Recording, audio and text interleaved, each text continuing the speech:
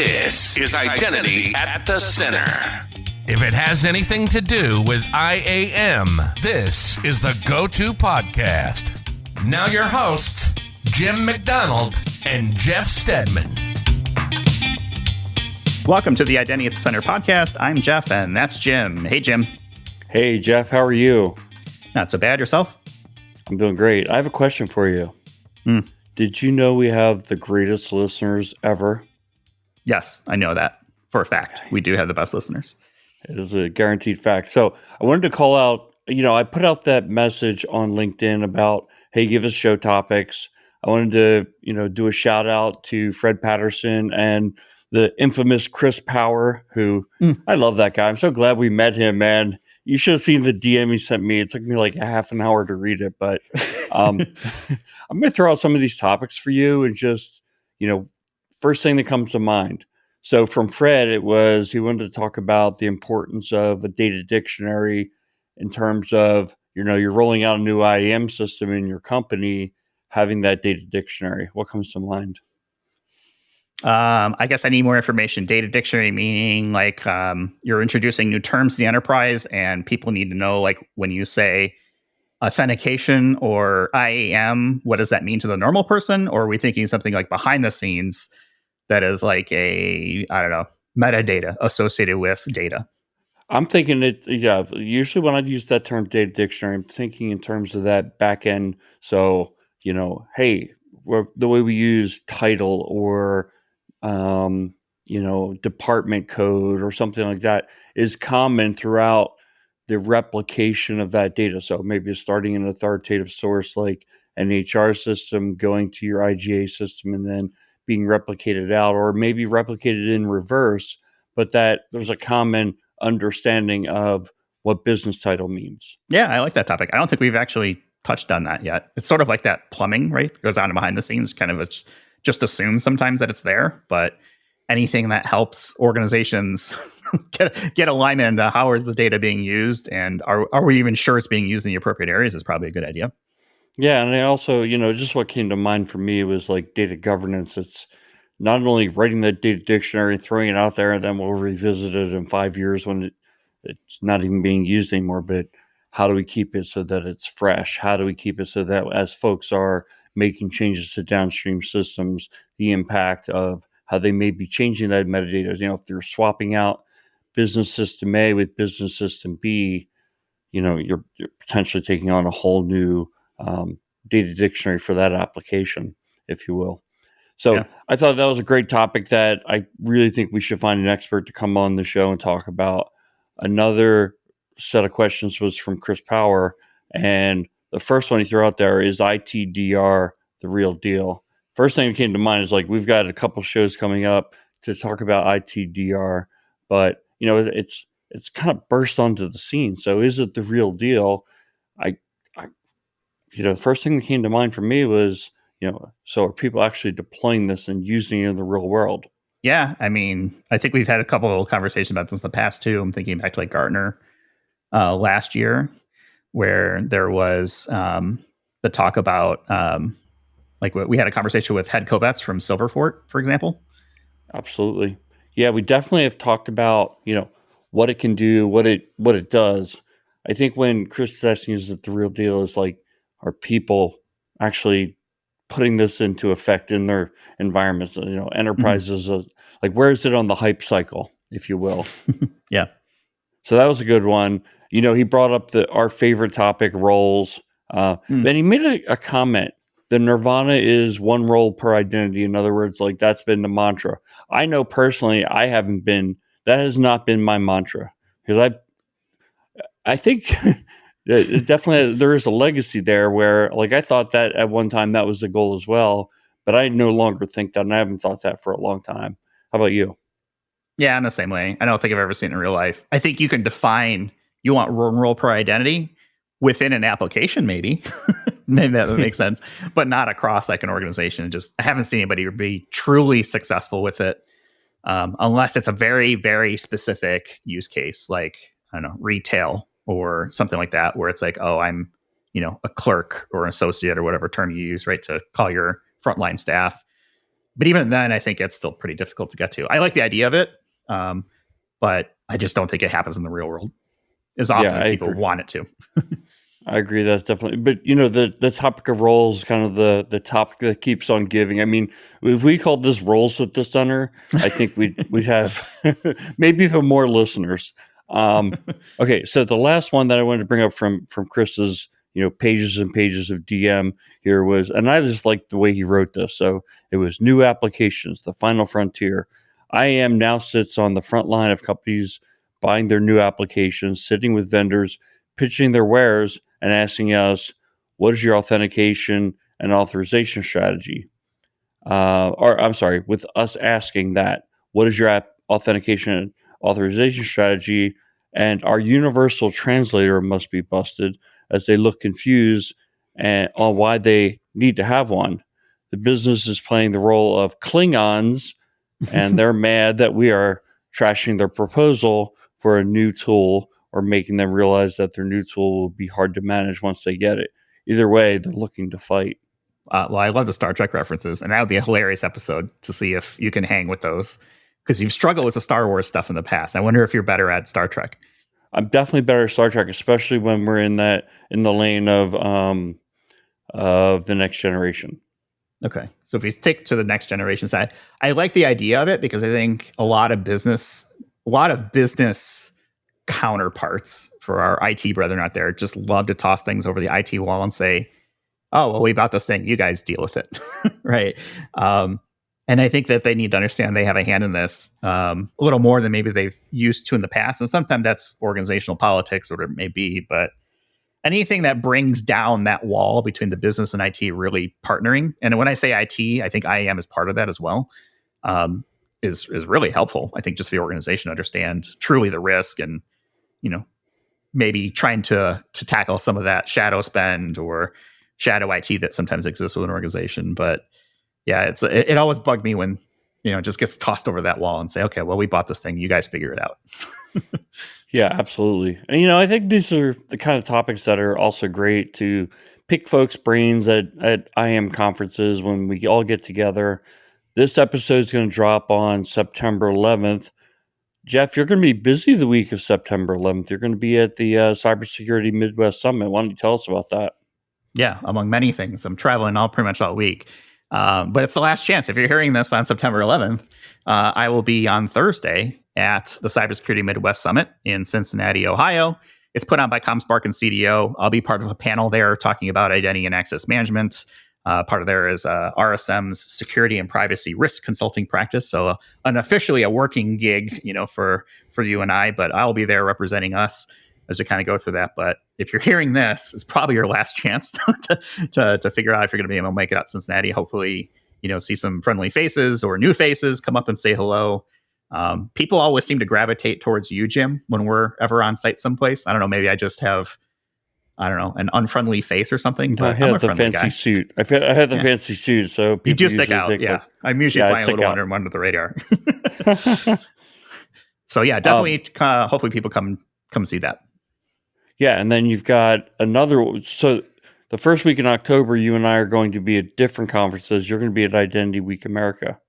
Yep. October 3rd and 4th, Washington, D.C., Identity Week America. I'm going to be hosting a panel discussion on passkeys.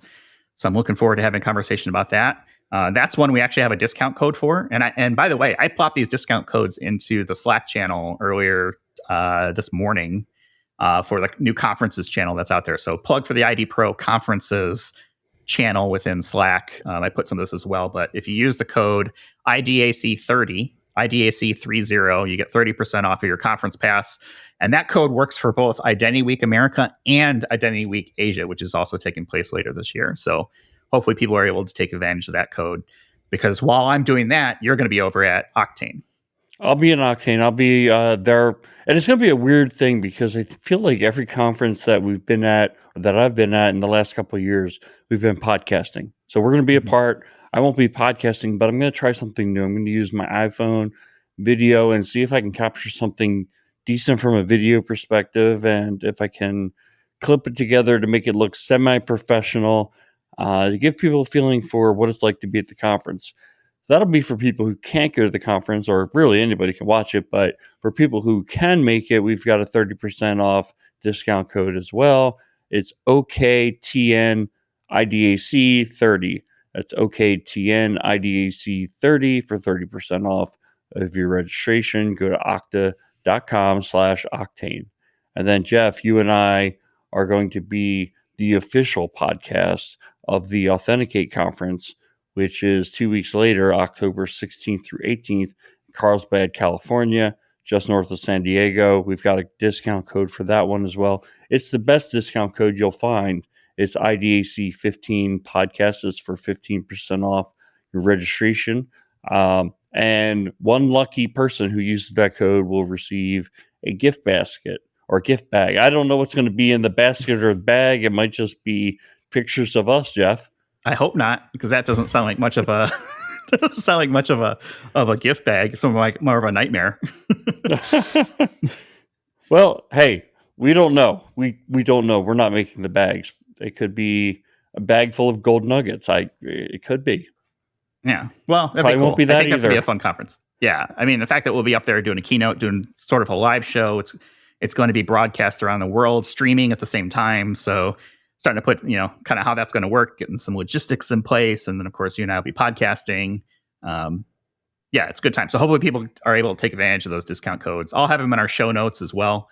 So wherever you're catching this, you can hit wherever your show description things is at, or you can come to our website, idacpodcast.com, and click on any of our recent episodes, and you should see all the kind of the links in there.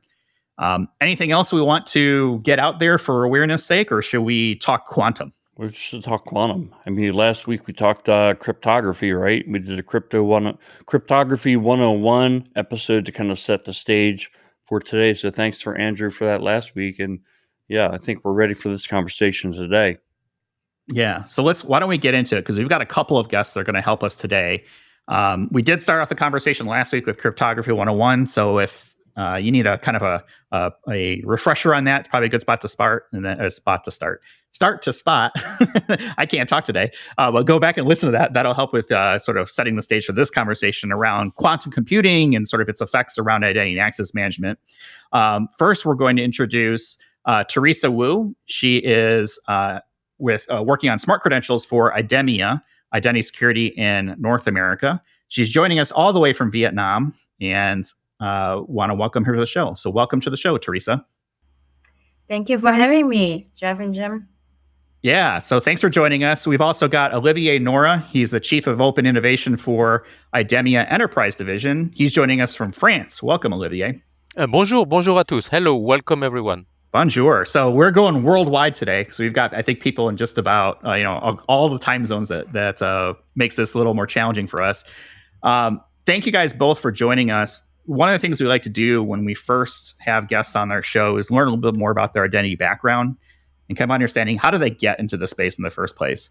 And I'm curious, how did you guys get into the field of identity? Teresa, why don't we start with you? Can you tell us a little bit about your background? So since this podcast is going to be going on September 11th, so fun fact, I started my internship with a former entity of Idemia 1 month after September 11th as a marketing intern for the biometric access control terminal and payment terminal business group as a marketing intern.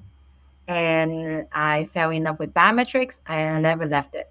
I think I was kind of traumatized, impacted by the event of September 11th, and felt that the identity was sort of how biometric can secure or anchor the identity, and that what's made me stay because of that, the bigger picture at play.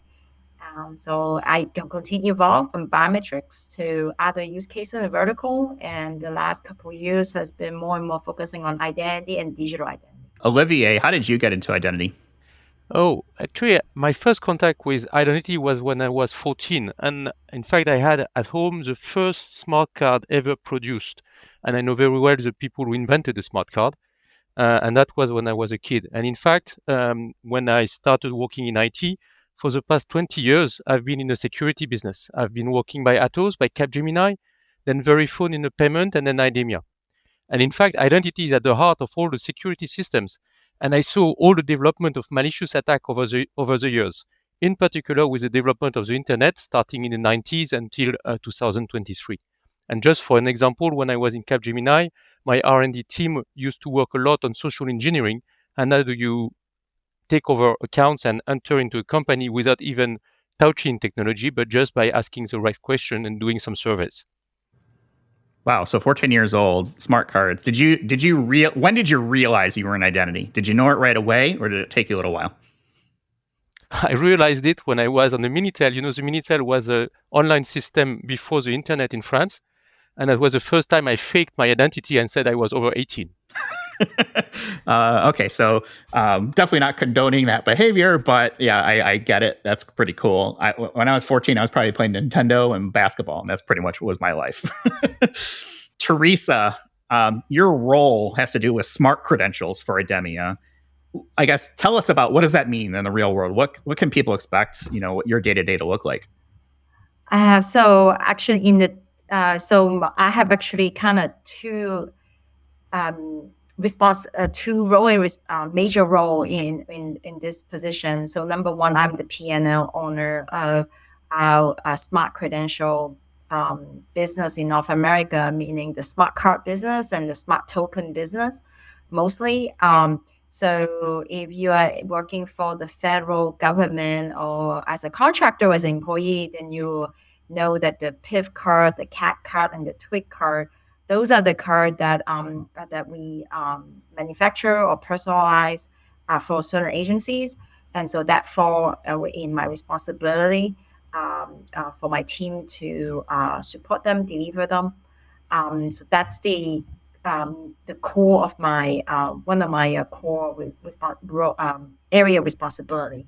Then the second responsibility that I have is actually linked to digital ID. So right now I am the program executive sponsor for overseeing all the mobile driver license or the digital ID implementation for the state government level. So all the we call it MID. So the MDL deployment that you see in the state mobile driver license issuance, those are the program that I'm overseeing right now with another team that I manage. And we support the core team and make the digital, because digital delivery is really different. Digital identity is sort of a new thing. So that will be my second, my other role in my current job. So day to day, a lot of meetings, a lot of back and forth with program team, engineering team, and making sure that our mobile ID program get deployed and go as well and overcome challenges and things like that. Interesting. I think I smell a second conversation that we need to do around mobile driver's license. I am an unabashed fan of digital identities and trying to get things onto my phone and out of my wallet as much as I can. So hopefully North Carolina, someone's listening, gets on the MDL hype train and gets us going with that. Olivier, tell us a little about your role, Chief for Open Innovation at Idemia on the Enterprise Division. What does that mean in the real world? Yeah, it means I'm in charge of open innovation for the enterprise sector. So Idemia actually has two main businesses. Half of our business is on government, half is on enterprise. And as open innovation, it's in fact the idea of having to go outside in order to innovate. And my day-to-day life, in fact, is to understand new trends on the market, speak with people, understand how innovation can bring new value to the customers, or how new challenges are coming up front of customers that we need to tackle together. And speaking about new challenges, the topic of today, post-quantum, is clearly a challenge that everybody would love to have escaped, but that is coming up to everyone. And then when I identify an innovation, and obviously you never know if it's a real innovation, a fake one, you have to try and make mistakes, then my goal is to liaise with partners, with clients, in order to build offering, to understand innovation, to merge all the building blocks that are necessary to overcome the challenge or bring the value, and to maintain a network of innovative partners, pilot clients, key stakeholders, and also a lot of evangelization on the market like this podcast is doing.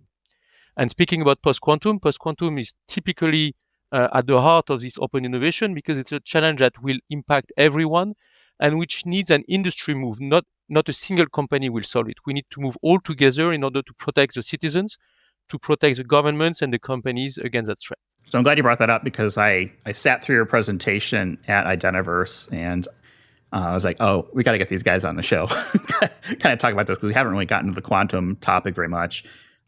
Real quickly, though, Teresa, for people who aren't familiar with Idemia, can you give us kind of like the 30 to 60 second elevator ride of what you guys do? Because my familiarity comes from the TSA line and going through global entry and things like that. I always see the Idemia name on some of the products that are out there, but I'm sure there's more to it than that.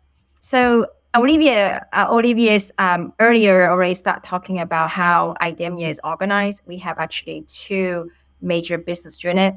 We have the enterprise business unit serving the private sector, and then we have another business focus for government. And in the private sector, we provide our, based on our cryptography core technology, we provide banking cards, personalization services to the banking sector, and also to the mobile operator for connectivity services.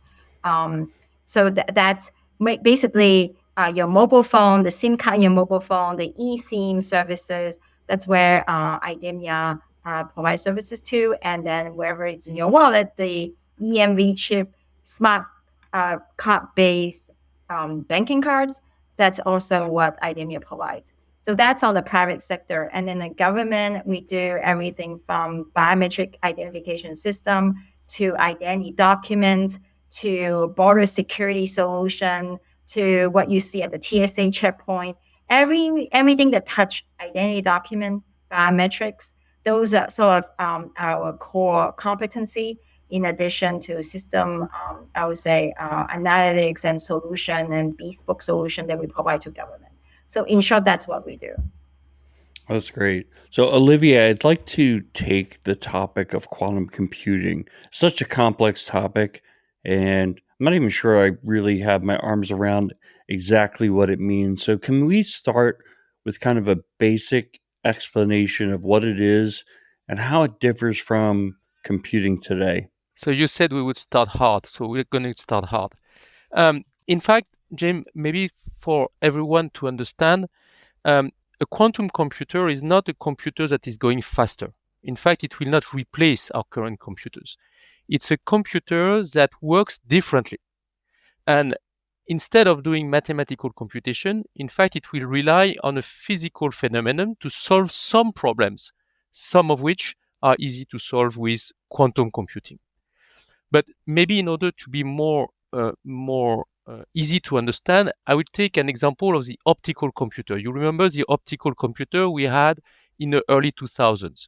Everybody was saying the optical computer working with light will replace the traditional computer and will completely blow the computation power that we will have. And today, nobody speaks about the optical computer. And yet, the optical computer is everywhere. All telecommunication networks are using optical computer. How is it? In fact, the mistake was to think that you could replace the classic computer. What you do is you do some functionality much faster. And I will give you a very simple one, which is routing, sending a packet from A to B. When you do it with optical computer, let's say you are on a fiber wave and you are on a fiber wave color blue. So you're coming with a blue color and you want to send it to another fiber with a red color. What you do is you place a blue filter in front of the first color. So you just extract the blue color. You put a micro mirror, so just small mirror, a nano mirror that would bounce the light from one fiber to the other one. And then you put a new filter, which is a red filter, to put it on red.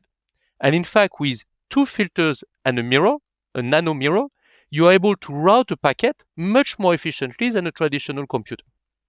In fact, quantum physics is the same. If you take a very simple problem when you think of it, the basic problem of cryptography, which is finding the prime numbers that multiplied by themselves give another number. Let's take 15. 15 is 3 times 5. That's easy. Everybody knows that 15 is 3 times 5. Now, if I give you a 1,000-digit number and ask you what are the two prime numbers that multiply by each other gives this one. This is a very, very, very difficult problem to solve. And in fact, mathematicians have proven that the only way to find these two numbers is to do brute force, to try everything and to try every single number. That's what we call a very complex problem where there is no mathematical solution to solve that problem.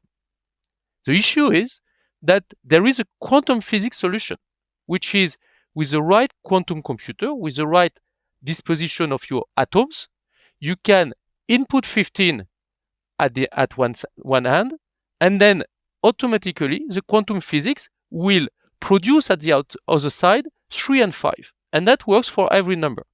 So in fact, it's a very complex mathematical problem that the quantum physics solves in a different way. So a quantum computer, in fact, takes this type of problems and solve it without having to do any computation or any mathematical reasoning, which is the reason why it's dangerous for cryptography, because cryptography was looking for problems you can't solve. And some of these problems, we forgot or we didn't know at that time that the quantum physics could solve it because it's not a mathematical reasoning. And so the future quantum computer will not replace your computer, but will solve some problem differently than the way classic computers are doing it. Now, you can ask me, but if a quantum computer can break cryptography because the quantum physics knows how do we protect ourselves from such powerful computer? In fact, it's a little bit like a cannon on a shooting stand. You know, for security reasons, the cannon shoots in one direction. And if you are sitting between the cannon and the target, you are at danger. The best way to protect yourself is to go out of range. I said the quantum computer can solve some problem, but doesn't know how to solve all problems. So if it happens, which is unfortunate but true, that the fundamental problem of cryptography are solved by quantum computer, the way to protect ourselves is to change the problem, to take some things that the quantum computer cannot do. And so everything we are going to speak about is because quantum computers know how to solve prime number multiplication. The 15 gives 3 times 5. The quantum computer knows how to solve it. However, some other problems, the quantum computer cannot know how to solve it, so we are safe on these problems. That's a great explanation. I think it clears it up a lot. One thing I'm thinking of what I've heard is these quantum computers are very rare. They're, and they're going to be very expensive. You never have a quantum computer in your phone. Like I think what you're saying is it doesn't replace it. Do you have to have a quantum computer? Do you have to physically have one in order to, do these prime quantifications that you're talking about? In fact, that's the problem of quantum computer, is that in order to break cryptography, most of the cryptography rely on a root certificate, the trusted authority. Somebody needs to be trusted, and then everybody is using that trusted authority to say, I am Olivier, and I prove you that I'm Olivier because this trusted authority has signed my ID document. Now, if you get the certificate, the public certificate of this trusted authority, so the public information that will help me check that I am Olivier, and you just run it once into a quantum computer, just once, you get the private key of the public authority, and you are the master of the world. You can reforge identity, you can change everything. So the only thing that it needs in order to attack modern cryptography is a single access to one quantum computer, which probably will be on SaaS, on the internet in the cloud, and which could probably be everywhere from governments or anywhere. So the thing we are trying to protect ourselves from is somebody getting access to a quantum computer. A quantum computer, it's a cylinder of 2 meters by 2. It's not a big equipment. Anybody who can get access for one single transaction to a quantum computer can get the master key and be the king of the world. Okay, so if that doesn't appropriately scare people, I don't know what does. There's this concept of Y2Q, which I believe is probably a spinoff of Y2K and the 2-digit date problem that we had, 23 years ago. Teresa, that term Y2Q is coming up more frequently. Can you explain, what it is? Do I have it right? And when should I hit the panic button? Wow. So I think when we really stage it really well about when is Y2Q. Y2Q is the moment when you have one single quantum computer made available, be powerful enough to break the modern cryptography that we rely on today. That's the Y2Q date. We don't know when, right? But one thing for sure that we know, it will have dramatic and serious consequences when the quantum computer is able to break the asymmetric cryptography as we know today. So because with that, we can forge new certificate, we can modify software update, we can even change the identity of records and accessing confidential information that's protected today, right? It's encrypted today, but by breaking the key, you have the private key to decrypt that confidential information. So it has, I would say, serious, significant impact in our system today. In example, think about your banks. Today, in order for a consumer to log in, you reach the official banking website. The bank store a certificate on the website, allows you to connect with a secure connections. Once we grab that public key, a malicious actor can basically replicate the private key and set up a mirror website, and you will not be able to tell that is the legitimate or illegitimate banking site. Because it looks basically the same and you wouldn't be able to tell the difference. I mean, it's a very elaborate form of social engineering if you think about it. It's a very, almost very difficult to tell phishing attack, right? Yeah, exactly. So that's where, and like what Olivier said, a mind actor can just use the quantum computer once to generate that banking site by finding that private key. It doesn't have to be instantaneous, right? They can just take the time to find it and then build that website and build that phishing attack. This will be more and more elaborate, very difficult to tell, decipher a phishing attack when we do nothing today. So the Y2Q is similar to Y2K because things gonna break. However, Y2K, at least it's predictable. We knew when was that happening, is the year 2000. It's a clear date in mind.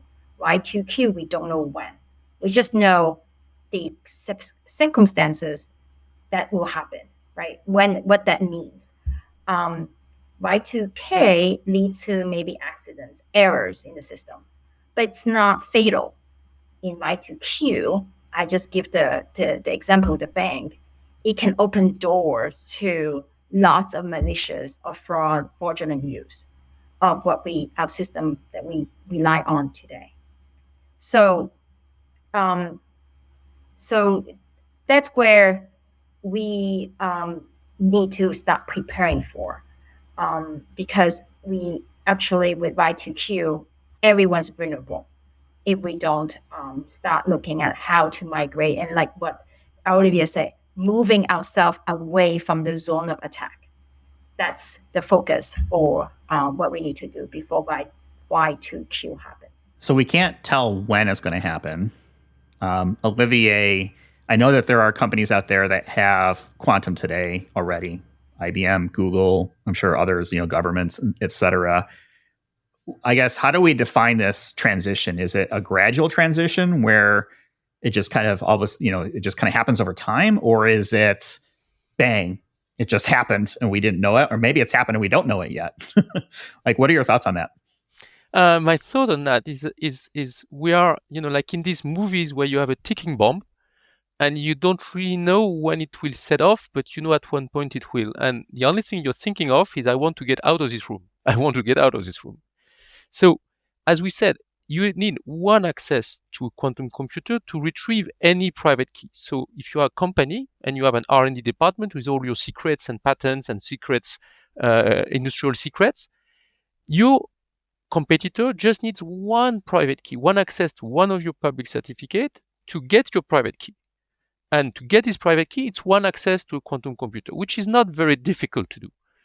And once you get that key, the rest is classic attack. You just have the key for the main door.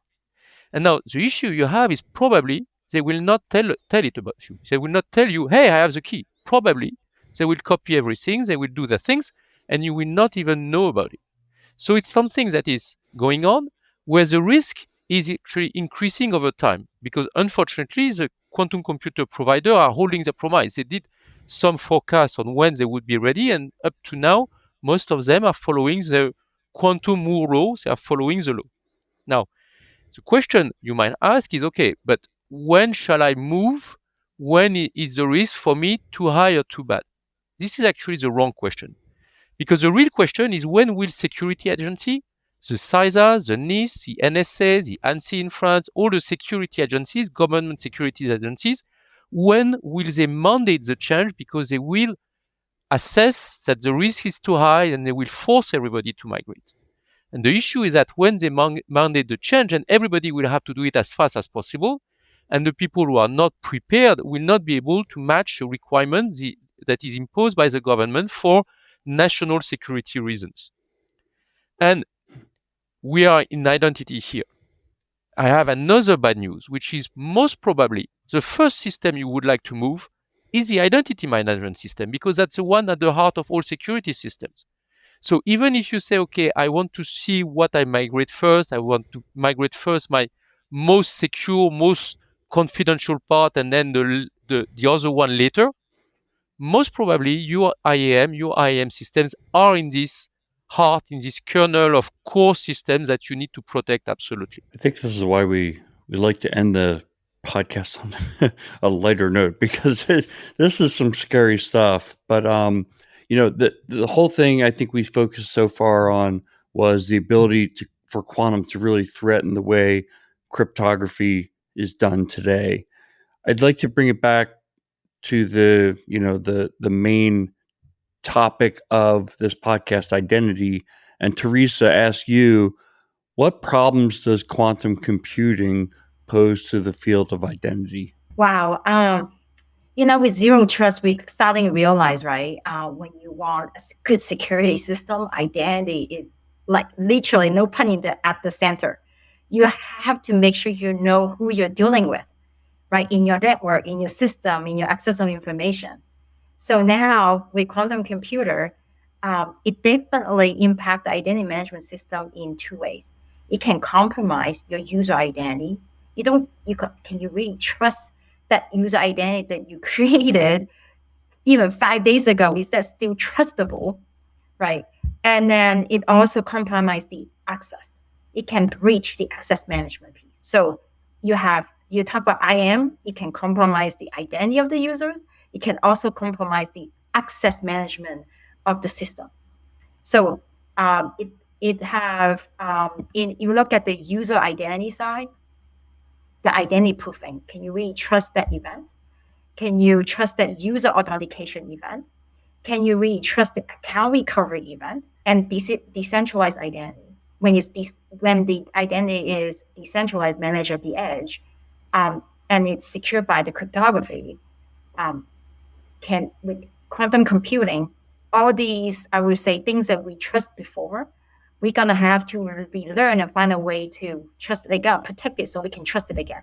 Then with the breach access management, it will impact the trusted authority, the session authentications, on the software, I would say the software side, on the coding side, but also on the hardware side, because when you have access management, it's not just logical access control, the digital access, but also the physical access. And the equipment that you use to do access control, the equipment they use for authentication can be broken as well. So, and the digital signature that we rely upon. So yeah, all those gonna, I would say, have what it means for identity management, with the impact for what it poses as a threat to identity, the field of identity itself. So scary. I'm sorry, I'm giving you like hope here, but it's pretty scary. It is scary. And I think I love the answer because you mentioned the word a couple of times, trust. Our entire concept of identity and access management is based on the concept of trust. And when you have a breakdown in your ability to communicate and to encrypt messages, how can you you can't trust the underlying technology? How can you have trust between organizations or that processes are going to hold tight, right? So I think this is a potentially a direct attack at trust, which is the fundamental concept in identity. Do you want to follow up on that, Teresa?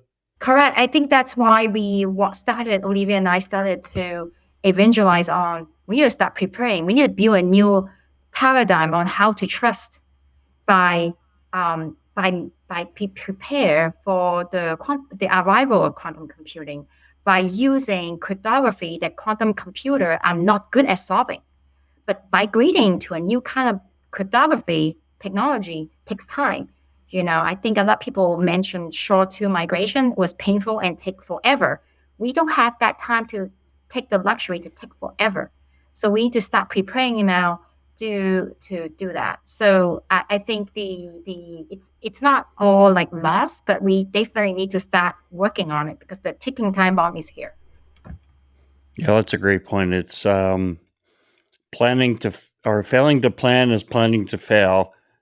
But sometimes the only time things change for people is when we're facing an immediate threat or the threat has taken place and it's like, oh, now we actually have to do something about it. But that's why we have the podcast. We're hoping to shine a little bit more light on this.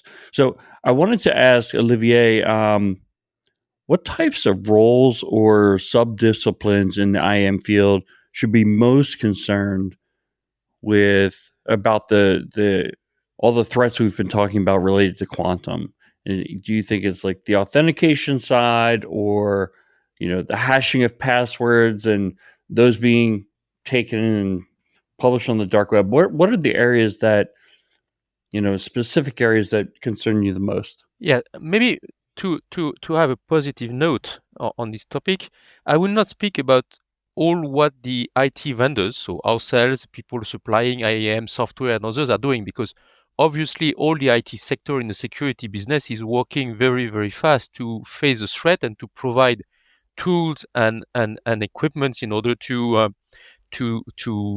solve and to protect our customers and governments and citizens against the quantum computer. What I will be focusing here is for an IAM user, somebody using these technologies, what field are concerned. And if we speak about priority in IAM, there are actually 4 domains that will be first impacted. The first one is authentication, access management, PKI, and digital signature. For all of these, there are bricks that are being built by vendors in order to migrate to post-quantum. However, there is a challenge we didn't speak about here, which will be another nightmare, and we'll see that this needs to be tackled upfront and understood through proof of concepts and through preparation, which is crypto agility. If I take current cryptography, whether I take RSA was introduced in 1970s. It's something that was developed early 20th century. Elliptic curve had over 60 years of experience and lessons learned. These were very stable algorithms developed over time, proven, implemented, and I would say most of the people listening to us today know RSA and ECC as very stable algorithm and protocols and very invulnerable algorithm except against quantum computer. The new algorithms that are coming up are actually completely at the opposite. They are very new. We are developing them in a hurry. Doesn't mean they are not safe. It means that they will probably need to be tuned, adjusted. They will have vulnerabilities. They will have issues when we first release them that will force people to update them all the time on the field. We are entering a world which is called crypto agility, which is that instead of using building blocks that are very, very solid, we are now on a boat with a sea of algorithm, and the boat is moving. So you need to constantly update the algorithm when a vulnerability comes up or when something new that we didn't know is discovered. That's because these algorithms are new.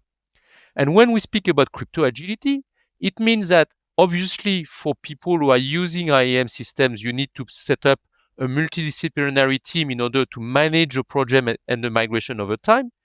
But you need also to introduce a new role, which I would call a crypto asset manager, which is somebody, a leader that on the long run will own and watch and manage and maintain all the crypto assets of the company, which is actually a positive sign because everybody in the security business knows that when you don't know your crypto assets, when you don't know where your cryptography is used, it's a bad sign for security because if you have a weakness somewhere, you might not know it, but the hackers will know.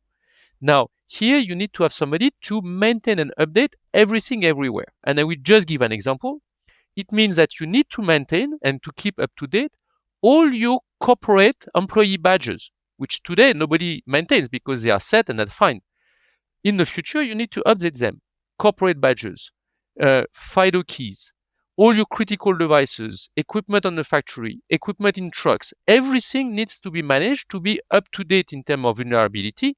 And that's what's called crypto agility and crypto asset manager. This is a brand new role, which goes way beyond technology. It's really a role that is a business role that is new to IAM.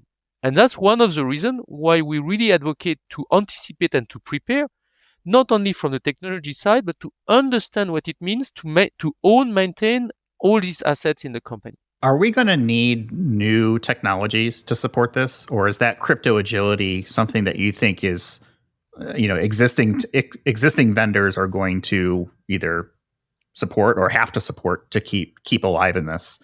Where do you see that going, Olivier? We need new technologies like algorithms and new architectures, but I would say IT vendors, IETF, GSMA, all the professionals in the security business are working on them. These technologies are much more advanced than what we used to do, and they are not plug and play. So everybody's looking at understanding what is the most convenient, how do you migration path, but most probably every case will be a little different, and we will most probably learn how to apply these new technologies for the next 10 to 15 years. That's why, in fact, what we really need is not really a silver bullet that would be a technology, but we need a process. We need companies that are facing this migration to set up a team that will learn, a multidisciplinary team that will learn about these new technologies and how to apply them. And most importantly, get a hold on the crypto assets in order to implement crypto agility, know where they are, maybe centralize them or better organize them so that they are easy to change, and make sure that cryptographic algorithm and crypto asset are part of the vital assets of a company because that's the assets that will make this company safe against hackers. That's it. That sounds pretty easy to me. I would like to end on a light note because I feel like this has been pretty deep conversation in the multiverse of identity, as I think we'll probably have to start calling it. I know that we kind of talked about before we hit record some of the things that we do when we're not solving Quantum's identity challenge, and one of those is cooking. Teresa, if you have to prepare one meal to impress somebody, what are you going to make? So, for those who don't know, actually, I did spend some time my formative year in France. So I like to prepare my version of French bourguignon, beef bourguignon, based on a very nice bottle of red wine. So I would sort of do my spin on it to impress my guests, and then finish it off the dinner with very nicely presented, slightly sly French apple tart. So that's gonna be my go-to if I have to impress my guest. Okay, well, I'm impressed just hearing about it. So I have y'all in that. Do you have a specific wine that you pair with that? You mentioned a red, but are you thinking, well, it's beef, so maybe Cabernet or Merlot or something lighter like a Pinot? So to cook it, I use a Cabernet, but to serve it, I personally like Pinot Noir. I know, not really French, but I like a Pinot Noir. But if I'm gonna have to go with a French wine, I will go with a Bourgogne. Olivier, I got a different question for you. what's the most underrated spice if you're cooking? So salt, pepper, paprika, like that sort of thing. Or if you've got some other definition of you like to use. What do you think is an underrated spice that people should be checking out more? In fact, this weekend I cooked a paella, and I went and I purchased an herb. Herb might be a spice, and I like to bounce on Teresa's Bœuf Bourguignon. I discovered and I adjusted the Bœuf Bourguignon Italian style. And there is an herb which I like a lot and people don't really know about it, which is sage. I think you say sage in English. And sage in French means wise. In fact, in French is sauge, but the word sage in English means wise in French. And sage is an herb that you use a lot in Italy and south of France, which has a very particular taste and is absolutely gorgeous with Bœuf Bourguignon. If you change the wine, you can go from a red wine to a lighter one. Change a little bit the vegetables and add sage. That's just gorgeous. And sage goes very well with apple pie. So the French apple tart can be adjusted with a different twist with some sage, some wiseness. So let's find out, Teresa, do you put sage in your dishes today, or is this something you're gonna have to try out? So the main one that I use sage with is turkey, right, for Thanksgiving. So that's my American side, right? The 20 years spending in America, almost 20 years spending in America. So I use sage mostly for Thanksgiving. So Olivier is right. I mean, sage we don't really use it often, but I may try it now based on what Olivier said. I may put a twist to my beef bourguignon. I feel like I'll try anything Olivier mentions. He's got me convinced on anything. Usually when I pair with turkey is a nap, but that's just me. Bink bink. So, Jim, how about yourself? Is there a special meal that you like to prepare? Do you have an underrated spice? I had an underrated spice, but Olivier mentioned it. Sage. You weren't going to say sage. Did you know I was going to say it? Because I told you this weekend I had one of the best breakfast meals I've ever had, which was basically it was like a bunch of great stuff on top of a biscuit, but they used sage sausage gravy. And oh, it had such a wonderful taste. And it was at the restaurant called the Flying Biscuit. I think it's in the Carolinas. Jeff, I looked and they have one in Raleigh. So I didn't see every location, but man, that was just fantastic. So folks, if you get a chance, hit the Flying Biscuit in the Carolinas, get the sage sausage gravy. Fantastic. That sounds pretty good. I'm not much of a cook, so I definitely can't prepare a meal. I would take us somewhere nice rather than try to prepare something. So I'm going to go with the underrated spice. And this is going to sound really dumb probably to most people, but I think it's just plain salt. I don't think a lot of dishes for me have enough salt in it to bring out much of the flavor. It seems like a lot of things I taste are bland. Maybe it's just me and my palate. I like salt, but it seems like everywhere I go, I need to add salt to something, which makes sense if you think about it. If you're preparing it, you don't want to over salt it. You want to salt to taste, and everybody has a different taste when it comes to salt. So I don't know. I'm not a professional. Olivier, are you laughing at me? Teresa, are you laughing at me for me choosing salt? Or is there any modicum, please ask me, for having salt be an underrated spice? Jeff, if I may, I will send you a very nice French recipe of dorade. It's actually fish cooked under salt. The Chinese also have a recipe where you cook with salt. Like literally the whole wok, it's full of salt, and you cook the fish or the chicken wrapped around with salt. So actually, salt is very versatile and have actually, it's not one single tone of flavor like salty. Actually, there's depth to it. And you can smoke the salt, it bring out other kind of flavor from it, or garlic infusing with other herbs. So it's really a good, I was thinking about salt when you asked me that question in prep, but then I went with the meal. But I do agree that it's salt can create depth in your dish if you use it well. Yeah, and salt is probably the only spice that you cannot live without. If you do not have salt, you will die. Good thing I'm not going to die anytime soon because I ate a lot of salt. Probably too much salt. All right, let's go ahead and leave it there for this week. Olivier and Teresa, thank you so much for joining us. Thank you for backing me up on my salt play. I definitely appreciate that. Sounds like we're going to have dinner at Teresa's at some point and try out these concoctions. Any final thoughts or takeaways, Teresa, before we wrap things up? Yeah, I think, like you said, you have international audience. You may want to set a more ambitious roadmap for your podcast to do international broadcast and show, and then you get invited to Olivier's house in the future.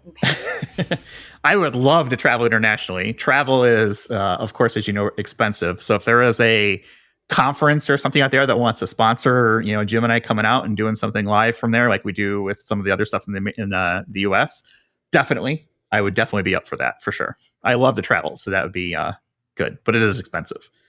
Olivier, anything you want to wrap things up with?